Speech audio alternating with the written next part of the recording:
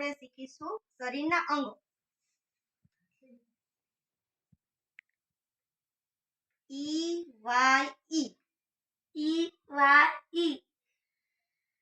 આઈ એટલે આંખ. પછી આવશે ઈયર. શું આવશે? ઈયર. ઈ એ આર. ઈયર એટલે કાન. પછી આવશે નોઝ. શું આવશે? નોઝ. એનો સ્પેલિંગ થશે NOSE. નોઝ એટલે નાક. પછી આવશે લિપ્સ. શું આવશે? લિપ્સ એટલે હોઠ. LIPS. બોલો હવે LIPS. લિપ્સ એટલે હોઠ.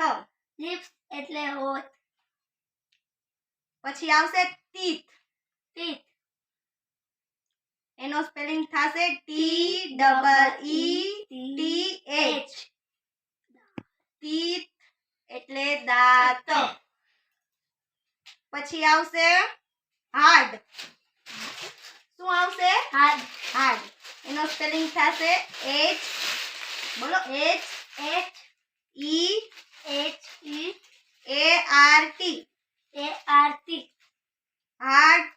હાર્ટ એટલે હૃદય.